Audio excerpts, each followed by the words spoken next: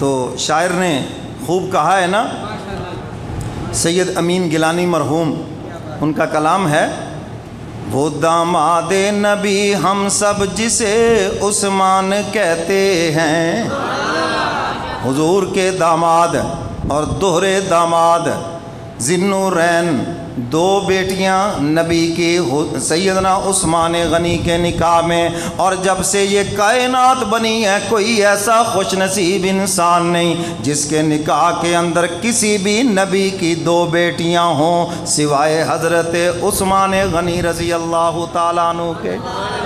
وہ داماد نبی ہم سب جسے عثمان کہتے ہیں، حیا والا غنی اور جامع القرآن کہتے ہیں۔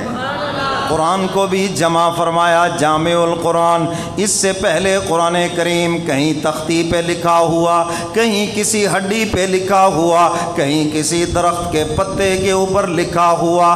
سیدنا عثمان غنی رضی اللہ تعالیٰ عنہ نے صحابہ کے مشورے سے قرآن کو ایک جگہ جمع فرما دیا۔ سب کہہ دو سبحان اللہ۔ حیا والا غنی اور جامع القرآن کہتے ہیں، وہ داماد نبی ہم سب جسے عثمان کہتے ہیں رضی اللہ تعالیٰ عنہ۔ وہ داماد نبی ہم سب جسے عثمان کہتے ہیں۔ اوے کوئی ظالم انہیں خائن کہے توبہ معاذ اللہ، کوئی انہیں اگر خائن کہے توبہ توبہ، یہ کیسے ہو سکتا ہے؟ وہ تو خود مالدار ہیں۔ تمہارا داماد نیک ہو، تمہارا داماد اچھا ہو، اور نبی کے داماد کو کوئی خائن کہیں، وہ کافر نہیں تو پھر اور کیا ہے؟ تم وہ داماد ڈھونڈتے ہو جو خیانت کرنے والا ہو، دو نمبر ہو، چور و چکا ہو، اچھا شریف ڈھونڈتے ہو، اور حضور نے جس کو دو بیٹیاں دی ہیں توبہ نعوذ باللہ، اگر ان پر کوئی خیانت کا الزام لگائے تو وہ دارہ اسلام سے خود ہی خارج ہو گیا۔ اور کوئی ظالم انہیں خائن کہے توبہ معاذ اللہ، اسے الزام کہتے ہیں، اسے بہتان کہتے ہیں، اسے الزام کہتے ہیں، اسے بہتان کہتے ہیں۔ حیا والا غنی اور جامع القرآن کہتے ہیں، سبحان اللہ۔ سب کہہ دو ماشاءاللہ۔ وہ داماد نبی ہم سب جسے عثمان کہتے ہیں۔ اے غنی تھے مال کیا ہے، راہ حق میں جان تک دے دی، غنی تھے مال کیا ہے، راہ حق میں جان تک دے دی، اسے ایثار کہتے ہیں، اسے احسان کہتے ہیں، اسے ایثار کہتے ہیں، اسے احسان کہتے ہیں۔ وہ داماد نبی ہم سب جسے، بولو بولو، ہم سب جسے عثمان کہتے ہیں۔ وہ داماد نبی ہم سب جسے،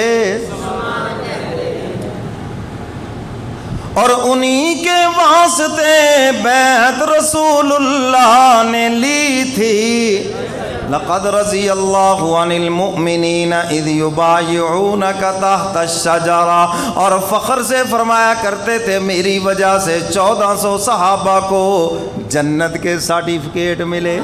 اللہ کہہ رہے ہیں میں راضی ہو گیا، اور حضور نے اپنا ہاتھ عثمان غنی کا ہاتھ قرار دیا، گویا کہ اللہ 1400 صحابہ سے بھی راضی ہو گئے اور عثمان سے بھی راضی ہو گئے۔